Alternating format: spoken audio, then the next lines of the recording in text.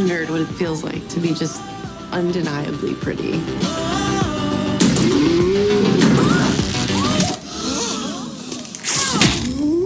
Are you okay? You hit your head pretty hard. Wait, that's me. That's me. Oh my God, you see this? Yes? I'm beautiful!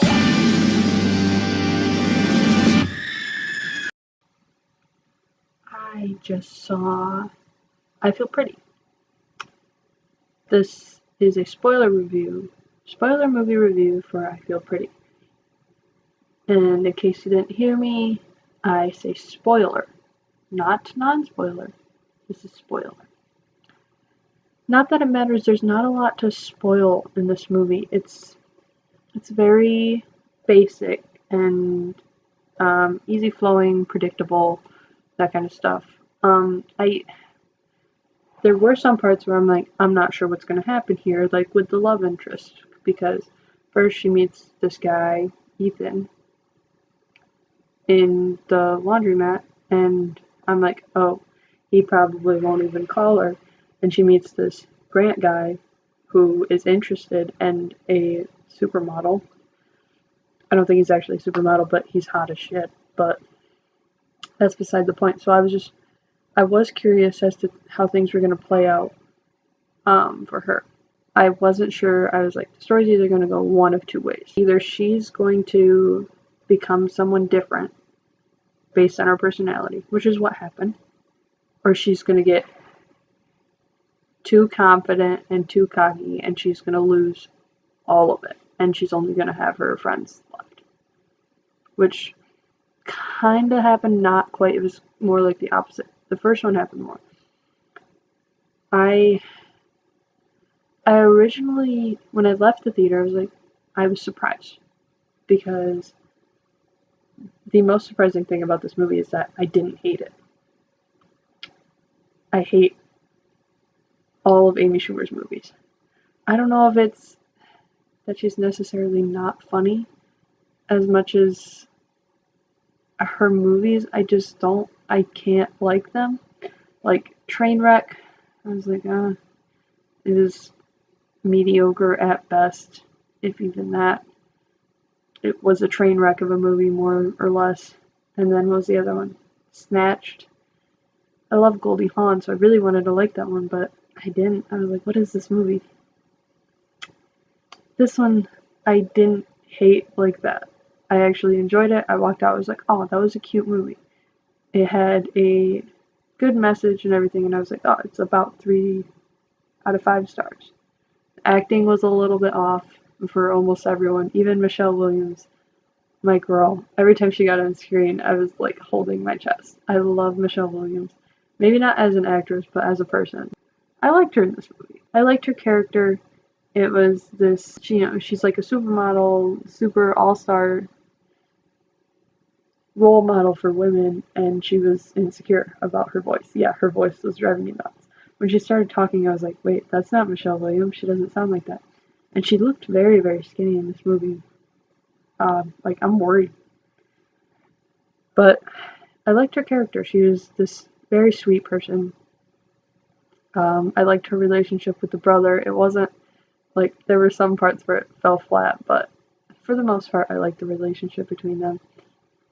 But I just read some reviews on it, and some of the reviews made some very good points about the message, and how the message is that you are beautiful, or you can be beautiful, as long as you see yourself that way, others will see you that way too. Yet they're selling makeup, which is kind of defeating the purpose. And I'm like, oh shit. And that whole theme kind of falls through there, because they are this supermodel business trying to sell to the not as expensive population. But I'm also thinking that a lot of girls, they put on makeup not to appeal to other people as to make themselves feel pretty. And I think that's what the critics were trying to say. is that it's the reviews that I was reading is the theme is trying to say you should feel pretty as yourself, yet we're giving you all these things to feel pretty in. And I see that. I don't know if I'm wording it correctly. We all know I suck at words. This is not correct. I don't know if that's better or worse. Anyway, so I started really thinking about the themes of it and how it wasn't accurate. Like, not accurate. What's the word I'm looking for? It wasn't as connected as it should have been. It wasn't as, hammered through. So I brought my rating to 2.5 out of 5 stars. Wasn't terrible. I think that part of the reason I rate it as high as I do is because I am surprised that I enjoyed it. I think that it, other than the makeup, like if you ignore the makeup aspect, it is a good message to have in today's society. And some of the reviews I were reading were saying it was making fat jokes and stuff, and I'm like, that's just humanity taking itself too seriously. You're supposed to be able to joke about that kind of stuff. You're supposed to be able to joke about your insecurities because that's what makes them less of an, like, if you can joke about something that you're insecure about, it kind of, like, eats away at the insecurity and makes you feel a little bit better. Humor is a gift, and when people take it too seriously, it just ruins it. One of my favorite quotes from Oscar Wilde is, "Humanity takes itself too seriously." And it does. I think that so many issues would be solved if people didn't take everything to heart. The acting was just a little off for me too. Like I said, I'm not a fan of Amy Schumer. I'm really not. I did laugh a lot in this movie. I was cracking up at a lot of parts, but I don't think, like, when she was falling off the bike and smacking her head, I was holding my head in pain, but I was laughing. I was laughing when Ethan was just confused out of his mind when she was dumping him, because that was so stupid. I thought that the whole way she played that out was ignorant. Michelle Williams, I loved her. I don't know if she was great, but I loved having her there, so I appreciate it. The entire rest of the cast, I don't even think I know their names. I loved Mason's character, just some random ass thing there. The guy she worked with, and he just lived with my aunt. She called me meat pie. I loved it. I thought that was hilarious. Tom Hopper played Grant. He's hot, but he wasn't a very great actor. The girl who played Jane, so Busy Phillips, I recognized her. Where did I recognize her from? He's Just Not That Into You, which is the same director, isn't it? I don't know. Maid of Honor, White Chicks. Definitely White Chicks. I just saw that the other day. Yeah, that's what it is. The director for this movie, yeah, I think that part of the bad acting could have been on the director. A little bit. The directors were Abby Cohen and Mark Silverstein. This was their first. Yeah, this was Abby Cohen's first directed movie, but she wrote for He's Just Not That Into You, which I liked. But she also wrote for Valentine's Day, which freaking sucked. And How to Be Single. I didn't like that movie either. I wanted to, but I didn't.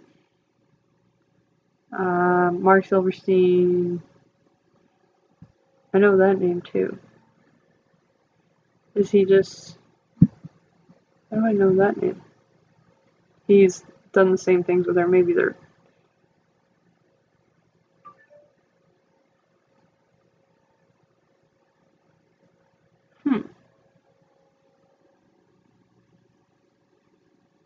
Mark Silverstein is married to Busy Phillips. That's why they're on a lot of the same projects. That's interesting. But he did all the same work with Abby Cohn, so they're a package deal. Whatever. Not very important. It's an okay movie. I don't know if it could have been better though. I think with what they had, it was as good as it's gonna get, but what they had wasn't all that great. So I'm gonna stick with my 2.5 rating. I don't know if I said that earlier, but 2.5 rating. Gonna leave it there. And I don't know, I thought the romance of the Ethan and Renee was very cute. I really liked that, and I was like gritting like a teenage girl every time they had like a romance scene in the movie. I think one problem I did have, well, in addition to all the other problems, she is constantly wearing a necklace that says Renee on it. So I don't know if she thinks that her wardrobe changes when she changes, because she would have the same clothes on and the same necklace. So Ethan would know. He's like, hey, that's your necklace that you wear all the time. That was stupid, but I don't know. I laughed. It was okay. Could have been, maybe not have been better. I can't even put words together anymore. That's all I got. See you guys. Have a great day. I want to punch you right in your dumb face right now.